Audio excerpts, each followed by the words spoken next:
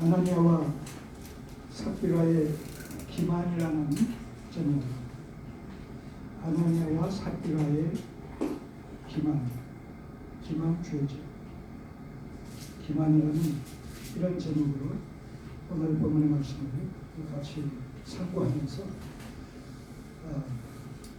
왜 성령께서 이 사도행전의 저자인 누가를 통해서 이 사건을 여기에 기록하게 하셨을까?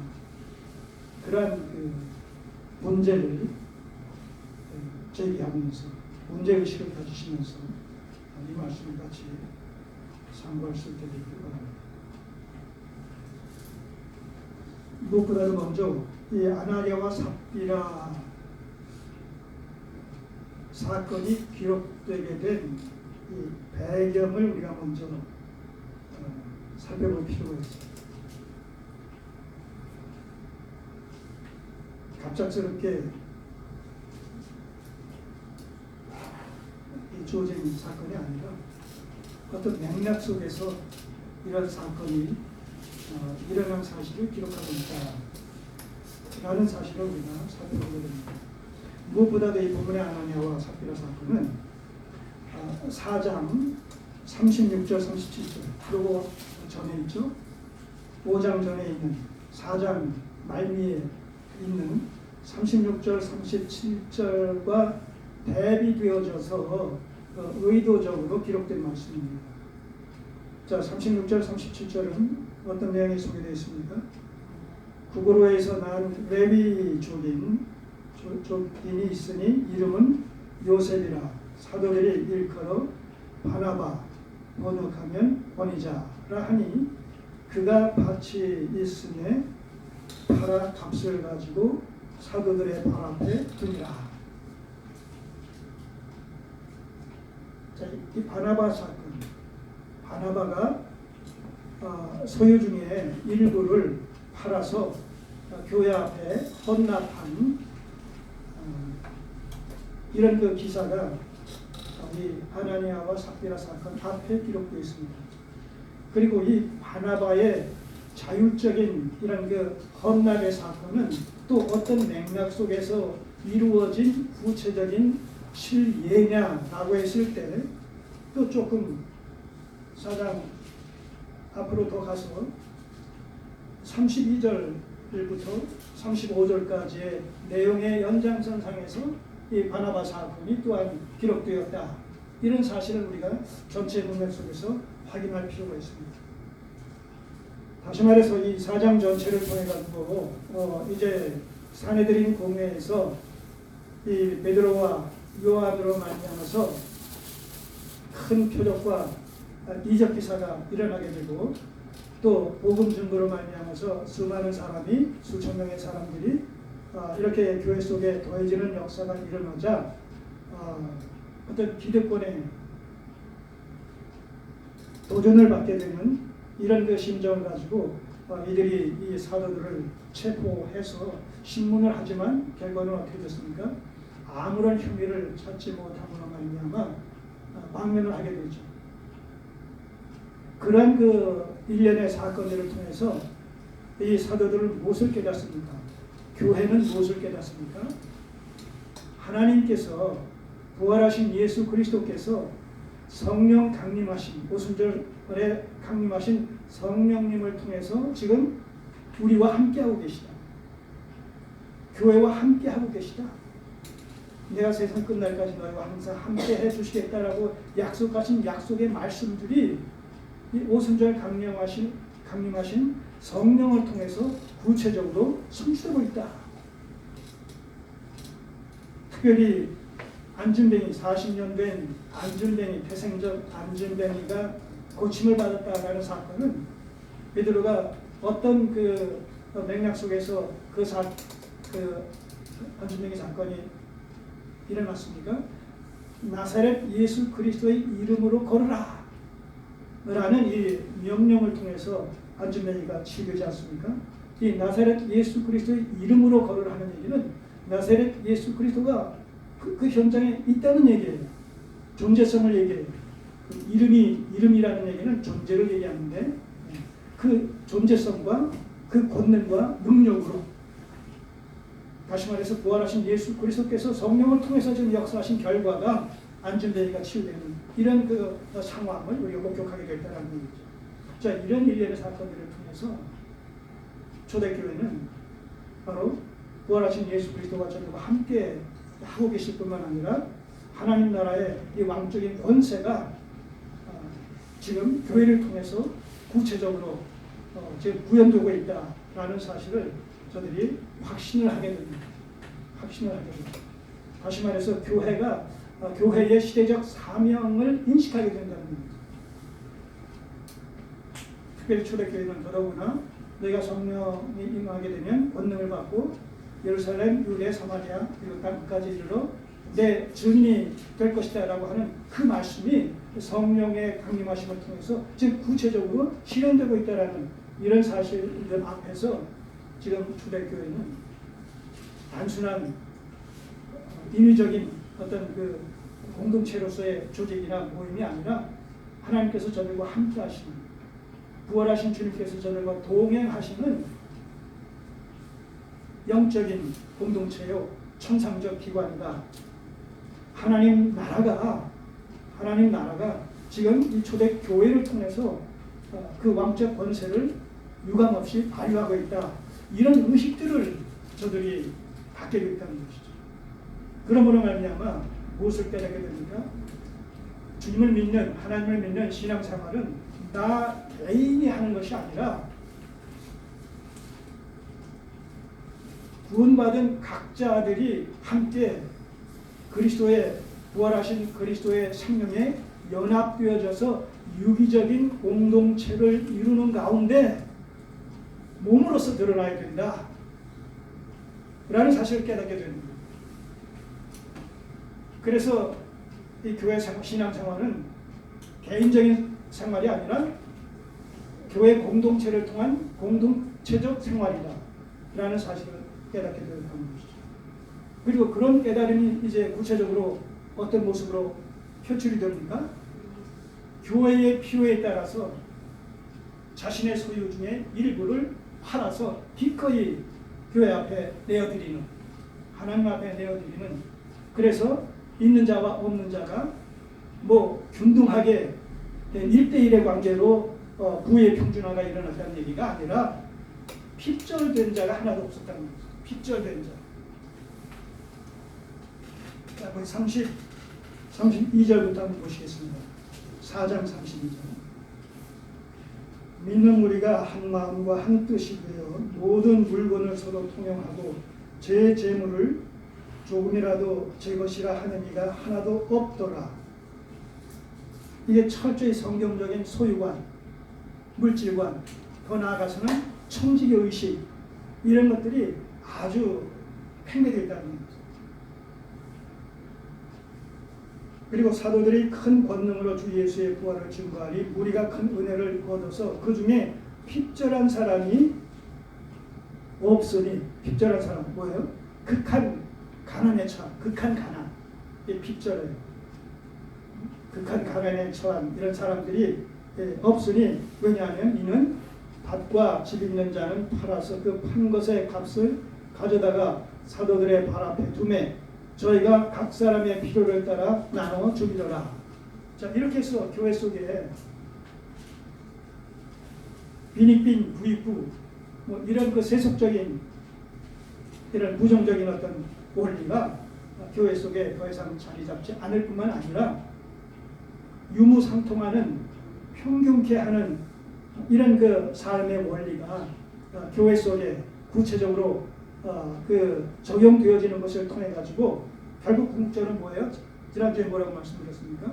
구약의 신현 규례가 그리스도 안에서 구체적으로 현실화되어지는 하나의 실예를 우리가 이 사건을 통해서 본다는 거예요. 그래서 유무상통함으로 말미암아 평균케 되어진다는 것은 단순히 외적으로 나타나는 핍절한 자가 없다, 부의 어떤 그 평준화가 이루어졌다 라는 데 머무는 것이 아니라 보다 본질적으로는 뭐예요? 바로 그러한 그 경제 행위를 통해서 평준화되어진 부족함이 없는 일용할 양식의 어떤 공급이 보장되어지는 이러한 경제적인 삶을 통해서 구원을 공동체적으로 누리는 실제적인 구원을 누리는 삶이 교회 속에 풍성이 나타나게 된다는 것입니다. 구약시대의 이 면제제도와 희년제도는 어떤 배경 속에서 어떤 목적을 가지고 하나님께서 주신 규례라고 말씀드렸습니까? 구원의 보편성과 영원성 그리고 영속성에 있다. 구원의 보편성, 모든 사람들이 구원을 공유할 뿐만 아니라 함께 소유해서 누려야 된다는 사실, 이 전제와 그리고 그 구원을 공유해서 함께 더불어 누린다는 것이 일시적인 것을 끝내는 것이 아니라 영속적이고 영원한 이런 구원을 보장받는 그런 하나의 규례로서 면제령과 희년제도를 주셨다고 말씀드렸어요. 어떻게 해요? 땅 분배를 받았어요. 경제적인 이런 삶이 보장됐어요. 그러나 시간이 감에 따라 어떤 가능성이 일어날 수 있습니까? 부의 어떤 그 평준화가 깨질 수 있단 말이죠. 내적이고 외적인 어떤 변화에 따라서 가뭄이 온다든가, 또 홍수가 난다든가 여러 가지 자연재해가 일어나게 된다면 수학의 차질이 일어날 수밖에 없지 않습니까? 그러므로 말미암아서 경제적인 어떤 균형이 깨질 수밖에 없고, 그렇게 될 경우에는 어떻게 돼요? 극단적으로는 내가 남의 집에 종살이로 갈 수밖에 없는 상황도 일어날 뿐만 아니라 또 돈을 빌려야 되는 문제도 일어나게 되고, 자, 이렇게 되게 되면 어떻게 돼요? 예를 들어서 남의 집에 종살이를 하게 된다면 그가 출애굽을 통해서 구원받았지만 형제지간에, 민족 간에, 동족지간에 남의 집에 가서 종살이 한다라고 한다면 그것이 구원의 실질을 누리는 삶이 되겠습니까? 출애굽 구원받았다라는 것이 구체적으로 적용될 수 있겠습니까? 그렇지 않단 말이죠. 자, 이런 그 내외적인 요인으로 말미암아 구원을 분배받은 그 땅에서 자급자족을 통해 가지고 구원의 실질을 누리는 그 삶이 균형이 깨진단 말이에요. 전에는 애굽의 민족 앞에서 종살이를 했는데 이제는 동족 앞에서 종살이하는 이런 상황이 벌어진다면 그게 무슨 구원이에요? 그렇기 때문에 주님께서는 면제년 제도와 희년제도 7년마다 그리고 50년마다 이런 제도를 주셔서 다시 원상복귀할 수 있다. 면제년 때는 무엇이 회복되어지게요? 종살이로부터 회복, 그 다음에 빚진 것으로부터 판단받는 것을 통해서 다시 원위치로 오게 하신단 말이죠. 그리고 50년마다 주어지는 희년 때에는 그 둘뿐만 아니라 뭐예요? 근본적으로 분배받은 땅 자체를 원 주인에게 돌려주는 이런 제도를 통해서 구원을 누리는 삶이 보편화되어질 뿐만 아니라 영속적이고 영원히 보장되어지는, 그래서 한 번 구원은 영원한 구원이에요.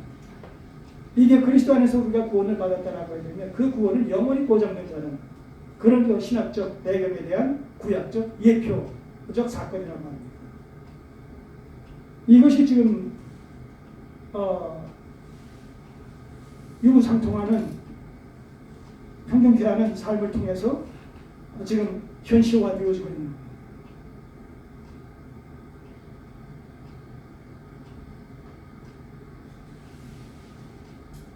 그리고 이런 것이 이제 그 초대교회 속에서 그 보편적으로 이루어지고 있었다라는 그 구체적인 하나의 실리가 바나바 사건이라는 거예요.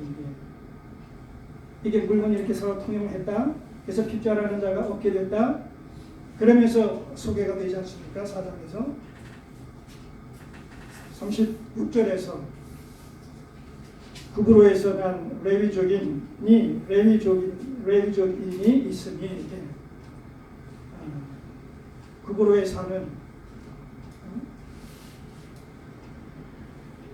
이방 나라에 살고 있는 유대인 디아스포라죠. 말하자면 바나바는 외국에서 태어난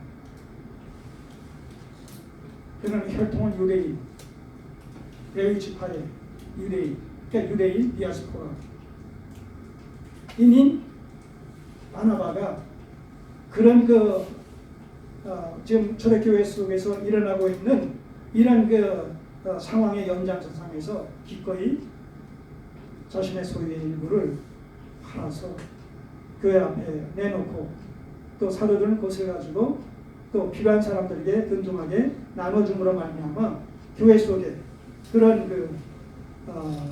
백절하는 자가 없이 모두가 구원의 실질을 또 현실적으로 누리는 이런 천상적 삶을 풍성하게 맛보아 체험하는 이런 삶이 교회 속에 만연됐다는 것. 자, 이 바나바는 어떤 사람입니까? 우리가 알고 있듯이 초대교회 속에서는 12사도 어근가는 이런 신앙심이 아주 투철하고 또 능력이 있고 영향력을 끼치는 그런 신앙 안에서 신실한 자로 이렇게 평판이 나 있었던 자예요. 그럴 뿐만 아니라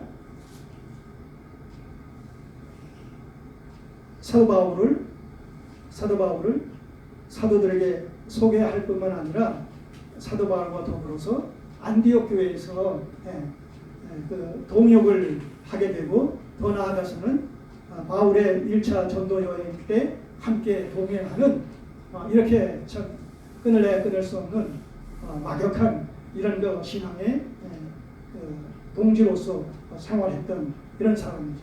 이 바울에게 있어서는 이 바나바는 참으로 없어서는 안 되는 바울이 이방인의 사도로서의 사명을 감당하는 일에 이 바나바가 또 결정적으로 현실적으로 동역을 했다라는 이런 사실들을 우리가 이제 앞으로 나아가면서 확인을 하게 될 겁니다.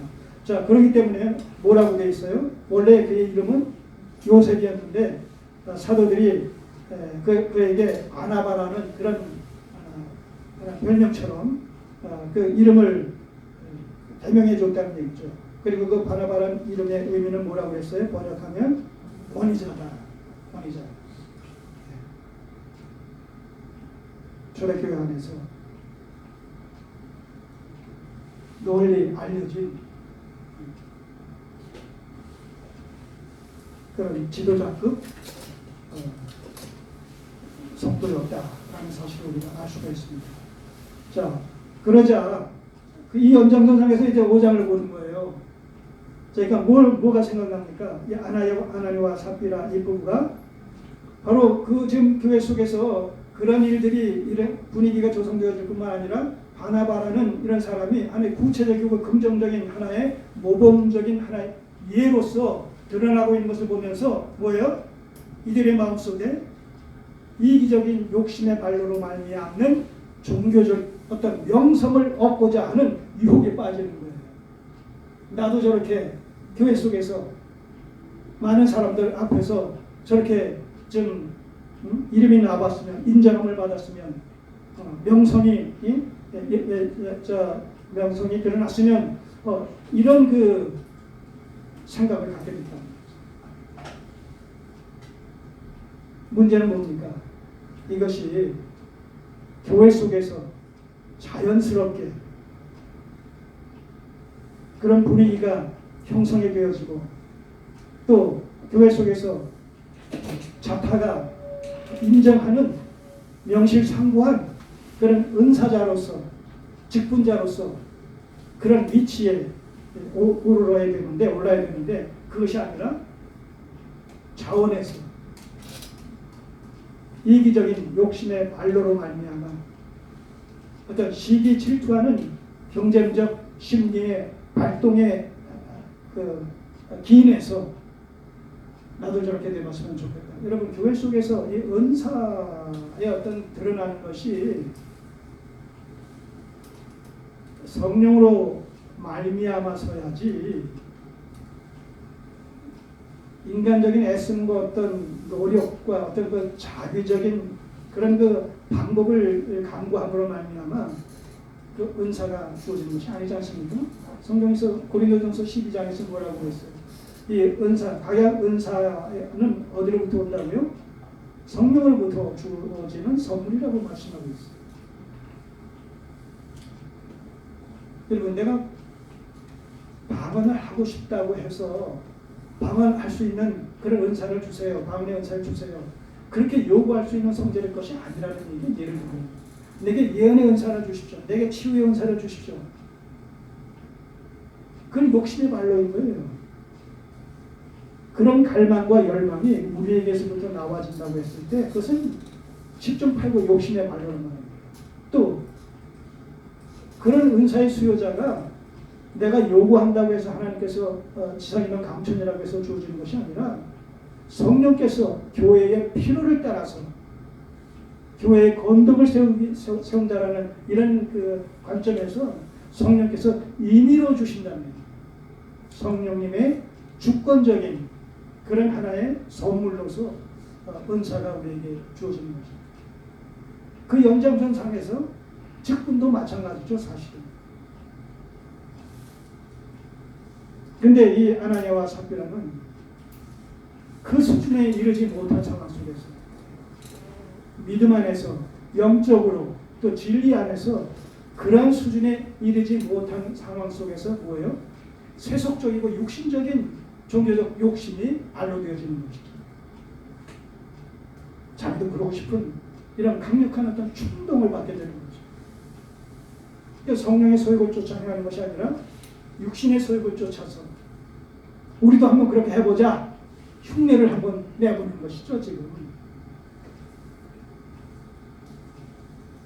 자, 그러다 보니까 자기의 소유를 팔아서 그 전부를 교회 앞에 드려야 되는데 어떻게 했어요?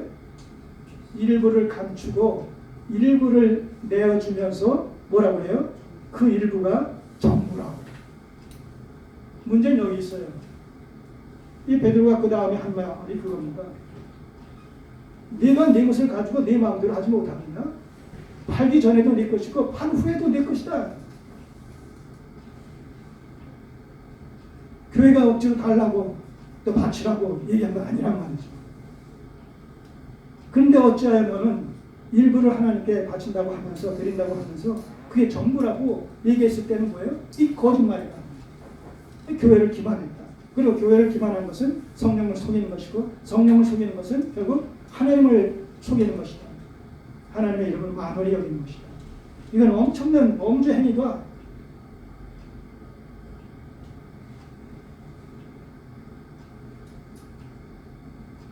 여러분들 이 말씀 들으시면서 심적으로 부담 갖지 마세요. 제가 지금 교회 앞에 뭘 헌납하라고 우회적으로 말씀드린 것도 아니고 또 하나님 앞에 드려야 된다라고 지금 강제성을 띠고 말씀드리는 것도 아니고 여기 베드로가 얘기한 그대로예요. 4절 말씀. 땅이 그대로 있을 때에는 내 땅이 아니며 판 후에도 내 임의로 할 수가 없더냐?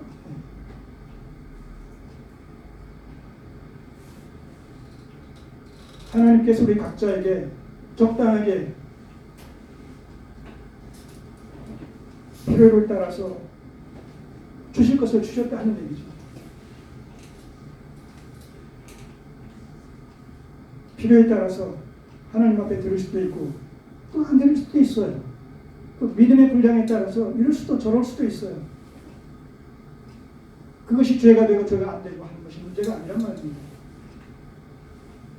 이 아나니아 이 부부의 문제는 욕심의 발로로 말미암아서 흉내내고자 자원에서 기쁨과 즐거움으로 그럴 수가 없었던 것이죠. 왜? 처음부터 목적이 달랐기 때문에. 욕심의 발로로 말미암아 비롯되어졌기 때문에. 아담과 하와가 선악과 금령을 어길 수밖에 없었던 것은 뭐예요? 사단의 미혹을 받아서 네가 이것을 먹으면 눈이 밝아져서 하나님과 같이 되어질 것이다 라는 것에 미혹되면서 하나님과 같이 되어보려는 욕심의 알로로 말미암아 따먹게 되지 않았습니까? 그 욕심이 잉태한들 죄를 낳고 죄가 장성한들 사망을 낳는 이 원리가 그래서 나온 것 아니겠습니까?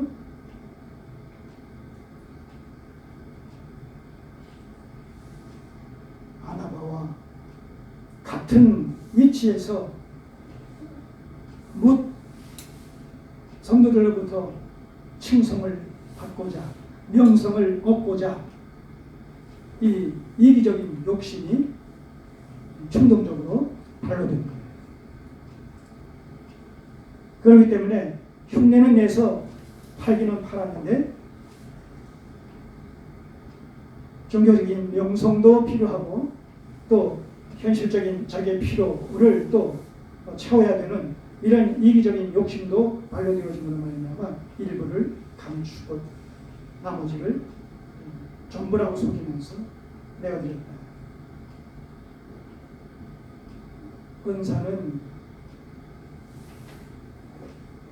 하나님 아까 말씀드린 대로 하나님의 기뻐하신 뜻 가운데서 성령께서 임의로 주시는 것이지 개인적인 욕심을 충족시켜주는 그런 종교적인 명예와 권세가 아닌 것이죠. 자, 베드로는 성령의 도우심으로 이런 사실을 밝히 깨달아 알 수가 있었던 것이죠. 도시의 은사가 있어서라기보다도 분명하지는 않지만 우리는 문맥 속에서 성령께서 그런 사실을 베드로로 하여금 깨닫게 해주셨다라고 우리가 해석할 수밖에 없는 이런 추정할 수밖에 없는 그런 부분들이 문맥 속에 행간 속에 있음을 우리가 부인할 수가 없죠. 자, 그래서 뭐라고 베드로가 얘기합니까? 이들의 거짓됨 앞에서 사단이 내 마음에 가득하여 내가 성령을 속이고, 자, 사람을 속인 것이 아니라 사도들을 속인 것이 아니라 성령을 속였다는 것이죠. 그리고 그것은 사단의 미혹을 받아서 사내들인 공회원들에 의해서 이 베드로와 요한이 잡혀가는 것을 통해 외적인 핍박이 왔는가 하면 초대교회가 그 모습을 드러내자마자 그런 외부적인 핍박이 일어나는가 하면 지금 그런 의미에서 이 아나니아와 삽비라 사건은 그래서 교회를 기만하고 하나님 앞에 거짓말함으로 말미암아 교회의 어떤 거룩성과 순결성을 지금 해치는 이 행위는 뭐예요? 바로 내부적인 어떤 핍박, 내부적인 요인으로서 교회를 핍박하는 그런 성격을 띠고 아울러서 또 이것이 주어지고 있다라는 사실을 우리가 전체적인 맥락 속에서 또 우리가 살펴봐야 될 부분입니다. 사단이 내 마음에 가득하여 내가 성령을 속이고 땅값 얼마를 감추었느냐. 지금 베드로가 이렇게 책망하는 그 근저임은 교회는 그리스도의 몸이다. 교회는 그리스도의 몸이요. 그리고 그리스도의 또한 전이다. 하나님의 성전이다. 자, 그리스도의 몸과 하나님의 성전이다 라고 했을 때 교회가 현실적으로 요구되어진 것이 무엇입니까? 거룩성과 순결성. 천상적 기관으로서 거룩성과 순결성이 보장되어져야 합니다. 교회는 뭐라고 했습니까? 에클레시아라는 이 문자적인 해석을 가한다면 그리스도 안에서 구속함을 받은 자들을 세상 가운데서 불러내어 우리가 공동체를 이룬 하나의 회합이 이게 교회란 말입니다. 그럼 거기서 지금 어떤 용어가 적용되어지냐라고 했을 때 따로 불러낸 무리, 하나님 앞에 따로 불러낸, 그리스도 안에서 하나님 앞에 따로 불러낸 무리들이라는 이것이 뭘 얘기해요? 이게 성도, 거룩한 하나님의 백성. 여러분 거룩의 문자적인 의미가 뭐라고 했어요? 거룩, 네? 구별된. 같은 밥그릇인데 그 밥그릇을 하나님께 제사 드리는 그 제사용으로 사용한다라고 했을 때 그 뭐예요? 성물이 된 거예요. 성물이.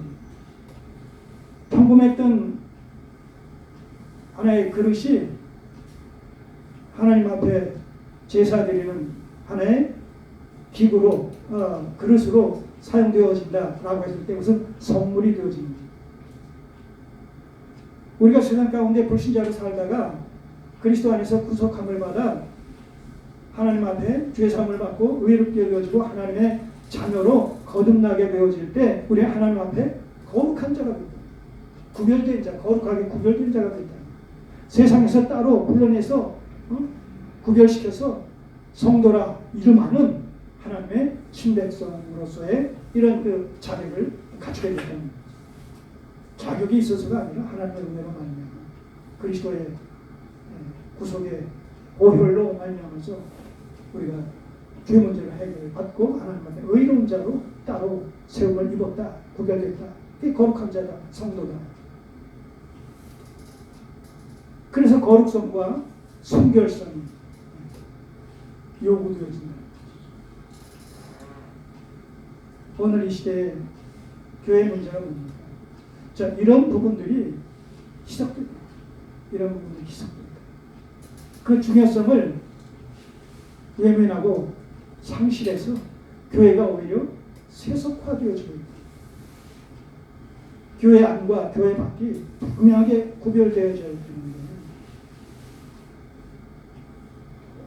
크리스찬과 난 크리스찬이 분명하고 확실하게 구분되어지고 구별되어져야 되는데 그 경계선이 모호해져 있는 것이 현실이고 또 현대교회이고 또 21세기 믿는다고 하는 기독교의 모습입니다. 정체성입니다. 라고 한다면 과언일까요?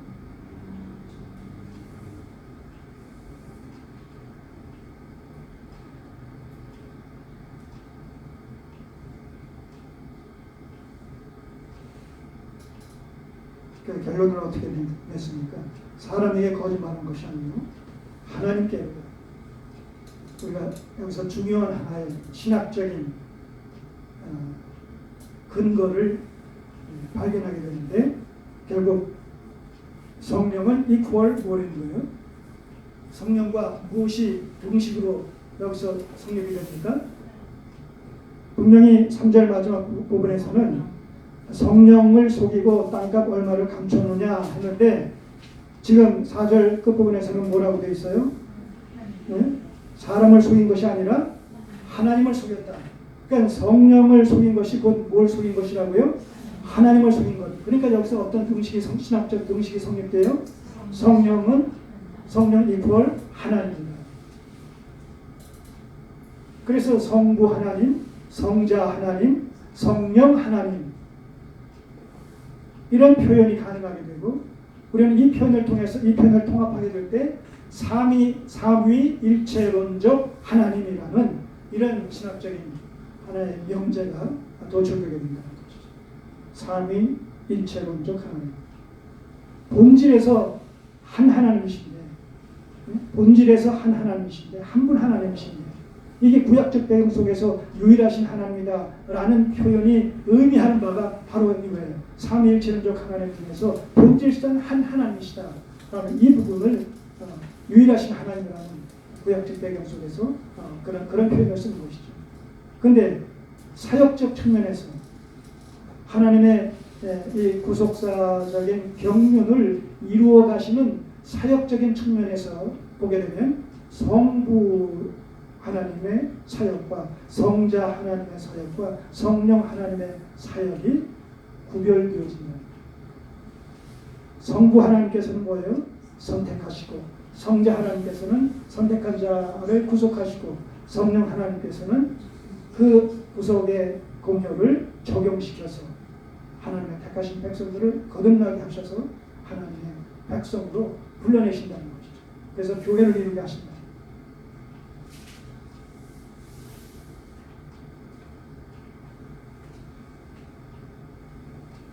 자, 그러자 어떤 결과가 나타났습니까? 5절 아나니아가 이 말을 듣고 베드로의 책망하는 말을 듣고 그리고 성령을 속인 것이요 그것은 곧 하나님을 속인 것이다 라는 이런 책망의 말이 끝나기가 무섭게 끝나자마자 아나니아가 이 말을 듣고 엎드러져 홀 떠나버렸다. 어떻게 됐다는 거예요? 숨졌다는 거예요. 죽었다는 거예요. 회개의 여지도 없이 회개할 시간적인 틈과 여지도 없이 기죽사했다는 거예요. 이게 뭘 의미합니까? 이제 교회가 막 출발되어지는 이런 시점에서 교회가 막 시작되는 이 초대교회의 초기 역사 속에서 교회를 속이고 하나님을 속임으로 말미암아 교회의 거룩성과 순결성을 해치는 행위가 얼마나 하나님 앞에 엄청난 범죄 행위로 판정되는 것이냐라는 것을 아주 강력하게 시사하고 있다는 겁니다. 또 이 교회가 시작되어지는 초기에 이런 그 중요성을 강조함으로 말미암아 뭐예요? 그 이후에 이제 확장되어지는 교회 속에서 이러한 문제, 거룩성과 순결성을 보존해 나가야 된다는 이 문제가 그렇게도 하나님 앞에서 중요한 관건이 되어지는 그런 사안이라는 것을 강조한다라는 그런 의미가 이게 담겨 있는 것입니다. 자, 우리가 성찬식을 거행할 때마다 고린도전서 11장의 말씀을 같이 읽곤 하는데 거기서도 주님의 이 잔밥떡에 합당하게 참여하지 않게 되면 주님의 잔밥떡을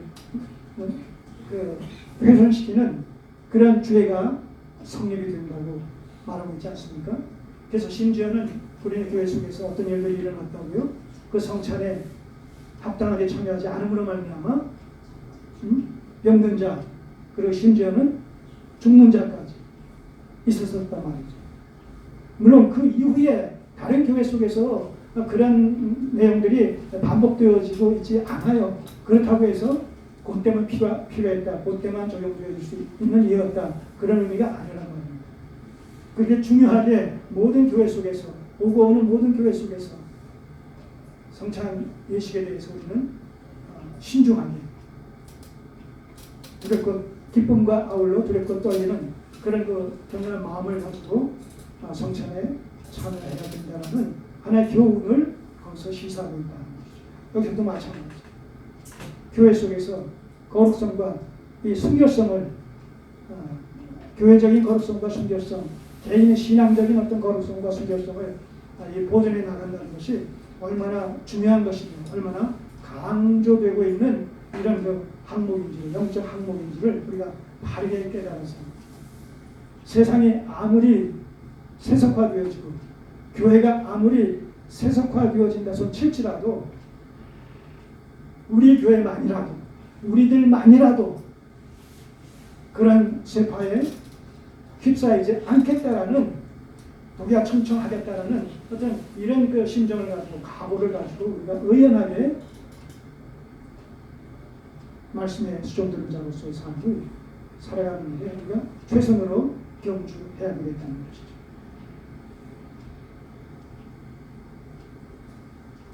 자, 이 6절까지는 이 아나니아 부부 중에서 이 남편 된 아나니아와 관련되어진 그런 내용들이 소개되었습니다. 7절부터 11절까지는 이제 그의 부인 삽비라와 관련되어진 그런 그 사건이 소개됩니다. 7절 보시면 3시간쯤 지나서 어떤 사건 후에 3시간쯤 지났다는 얘기예요. 네, 남편 아나니아가 거짓말로 말미암아 들통이 나고 그것이 성령과 하나님을 속인 죄로 판정이 되어져서 기적사한 이런 사건이 지난 3시간쯤 지난 후에 아마 삽비라는 다른 데 있었던 모양이죠. 그래서 지금 그런 사건이 예루살렘 교회 가운데서 일어났다라는 사실을 아마 미처 듣지 못한 것 같아요. 어쨌든 내용을 보면 그렇습니다. 3시간쯤 지나서 그 아내가 그 생긴 일을 알지 못하고 들어오니 어디 뭐 심부름을 갔었는지 뭐 외출을 했다가 그 내용을 알지 못한 가운데서 돌아왔어요. 베드로가